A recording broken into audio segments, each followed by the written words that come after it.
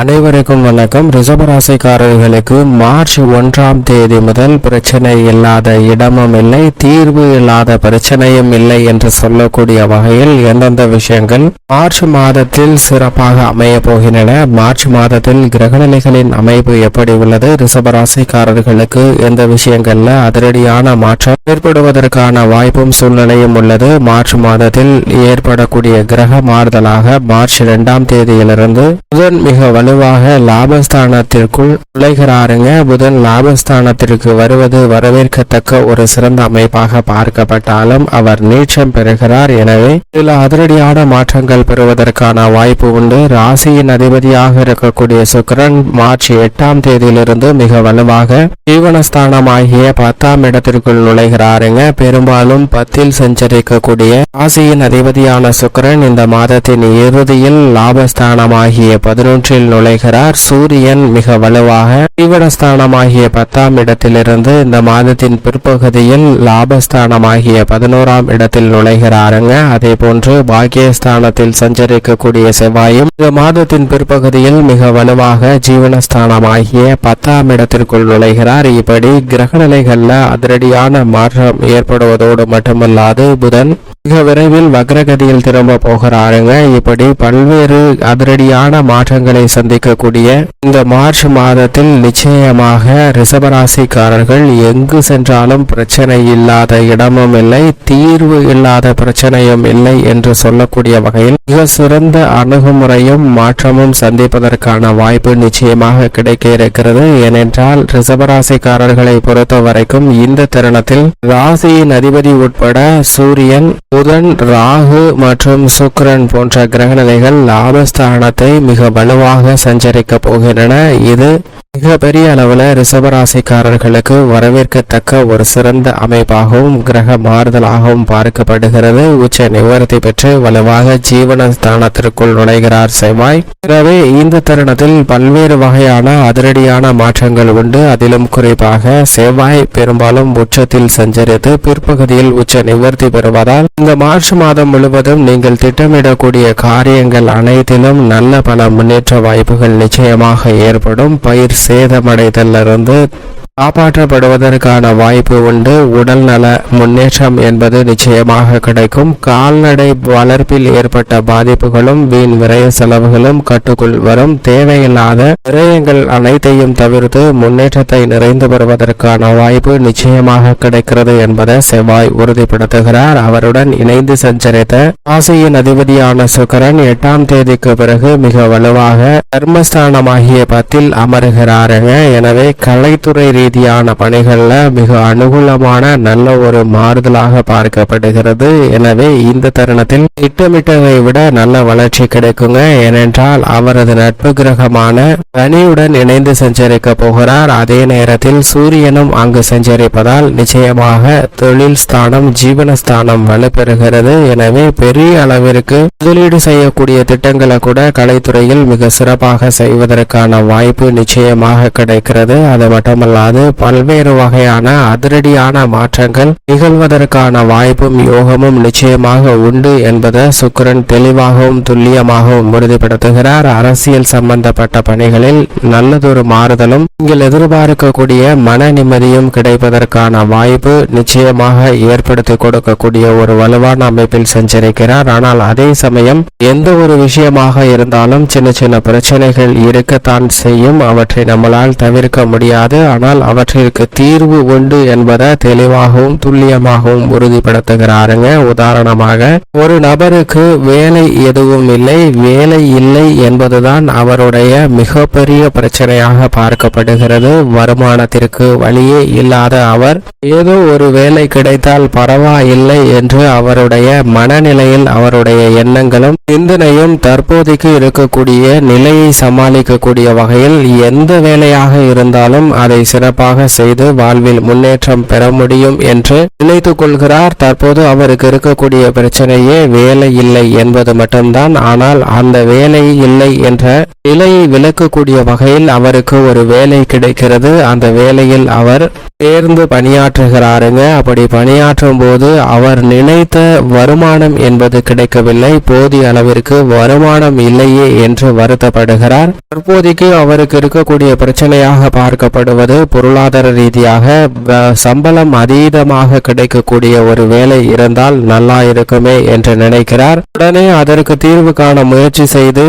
சம்பளம் அதிகமாக கிடைக்கக்கூடிய வேலை ஒன்றை கண்டுபிடித்து அதற்கு முயற்சி செய்து அதில் வெற்றியும் பெற்று அந்த இடத்தில் பணியாற்ற செல்கிறாருங்க. அப்படி செல்லும் போது அங்கு மனதிற்கு நிறைவாக சம்பளம் என்பது அதீதமாக கிடைக்கிறது. ஆனால் அந்த இடத்தில் துளி அளவும் மரியாதை இல்லாத ஒரு இடமாக பார்க்கப்படுதுங்க. தற்போது அவருக்கு இருக்கக்கூடிய பிரச்சனை, வேலை பார்க்கக்கூடிய இடத்தில் மதிப்பும் மரியாதையும் இல்லையே என்று வருத்தப்படுகிறார். எனவே அதற்கு தீர்வு காண மதிப்பும் மரியாதையும் அதீதமாக கொடுக்கக்கூடிய இடம், சம்பளமும் அதிகமாக கொடுக்கக்கூடிய ஒரு இடத்தை கண்டுபிடித்து அங்கு சென்று தன்னுடைய பணியை தொடர்கிறாருங்க. அப்படி அங்கு சென்றதற்கு பிறகும் அவருக்கு போதிய அளவிற்கு ஓய்வெடுக்க நேரம் இல்லாமல் ரொம்ப நேரம் கடினமாக உழைக்க வேண்டிய ஒரு சூழ்நிலையும் பல்வேறு வகையான மன உளைச்சலுக்கும் ஆளாகிறாருங்க. சரி, அதை விட்டு வேறொரு இடத்திற்கு செல்லலாம் என்று முயற்சி செய்யும் போதும் அங்கும்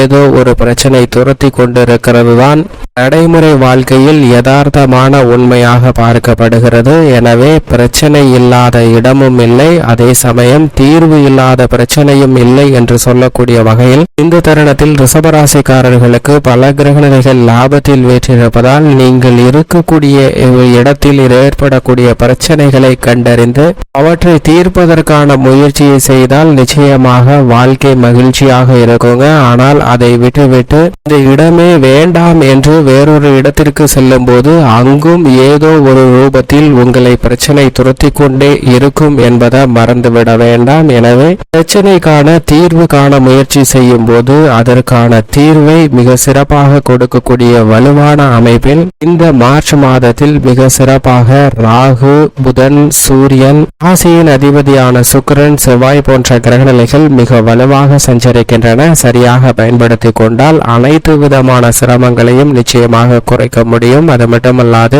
மிக வலுவாக ராகு லாபஸ்தானத்தில் வீற்றிருக்கிறாருங்க. ராகு அதிரடியாக பல்வேறு விதமான நன்மைகளை ஏற்படுத்தி கொடுக்கக்கூடிய வலுவான அமைப்பில் லாபஸ்தானத்தில் வீற்றிருக்கிறார்.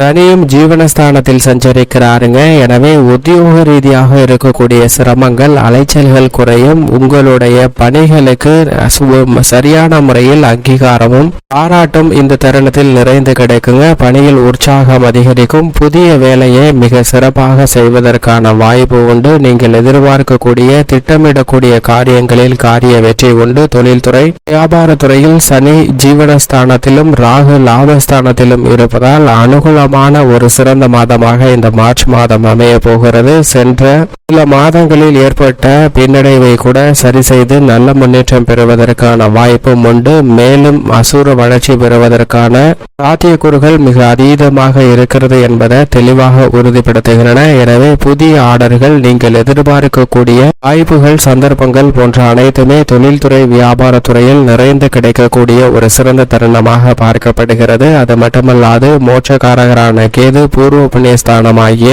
5இல் மிக வலுவாக சஞ்சரிக்கிறாருங்க.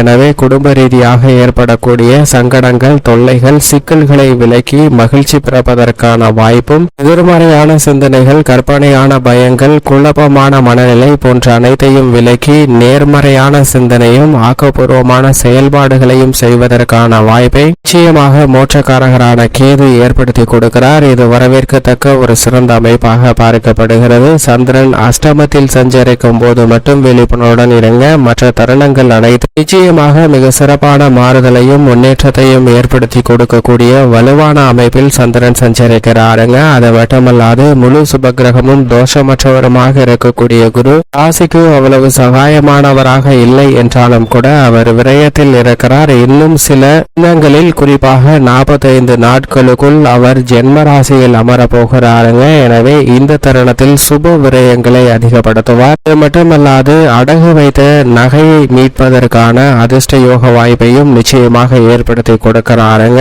கடன் தொல்லையில் எப்படி மாட்டிக்கொள்வதற்கு ஒரு சந்தர்ப்பம் ஏற்பட்டதோ அதே போன்று கடன் தொல்லையிலிருந்து வெளிவருவதற்கான நல்ல பல சந்தர்ப்பமும் இந்த தருணத்தில் நிச்சயமாக ஏற்பட இருக்கிறது. குரு ஜென்மராசிக்குள் நுழைவதற்கு முன்னதாக சுப விரயங்களை பல அதீதமாக ஏற்படுத்தி கொடுக்க போகிறார். அதிலும் குறிப்பாக நல்ல வரன் கிடைத்து திருமண பாக்கியம் நிறைந்து கிடைக்கக்கூடிய ஒரு தருணமாகவும், நீண்ட நாட்களாக புத்திர பாக்கியம் எதிர்பார்த்து கொண்டிருக்கக்கூடியவர்களுக்கு நிச்சயமாக புத்திர பாக்கியம் கிடைக்கும். கணவன் மனைவிக்கிடையே அன்பும் அந்யோன்யமும் அதிகரிக்கக்கூடிய ஒரு சிறந்த தருணமாக பார்க்கப்படுகிறது. இந்த தருணத்தில் பல்வேறு விதமான குடும்ப ரீதியான பணிகள் மகிழ்ச்சியை இரட்டிப்பாக்கி கொடுக்கும். பெண்மணிகளை பொறுத்த வரைக்கும் குரு சுக்கிரன் ஆகிய 2 கிரக நிலைகளும் மிகப்பெரிய அளவிற்கு சிரமத்தை ஏற்படுத்தி கொடுக்கக்கூடிய ஒரு அமைப்பிலும் இல்லை, அதே சமயம் மிக சிறந்த நன்மை கொடுக்கக்கூடிய அமைப்பிலும் இல்லை என்பதால் பெண்மணிகளுக்கு இந்த தருணத்தில் ஒரு சுமாரான பலன்கள் நிச்சயமாக உண்டு. எப்பேற்பட்ட பிரச்சனையாக இருந்தாலும் தீர்வுக்கு உள்ளாக்கக்கூடிய ஒரு சிறந்த தருணமாக அமையும். மேலும் இந்த தருணத்தை ரிஷபராசிக்காரர்கள் மிக சிறந்த மகிழ்ச்சிகரமான தருணமாக மாற்றிக்கொள்ள நிச்சயமாக மார்ச் மாதத்தில் வியாழக்கிழமை விரதமிருந்து வினை தீர்ப்பார் விநாயகர் ஆலயம் சென்று வழிபாடு செய்யுங்கள். நிறைந்த நன்மையும் முன்னேற்றமும் தங்களுடைய வாழ்வில் நிச்சயம் ரிஷபராசிக்காரர்களுக்கு உண்டு.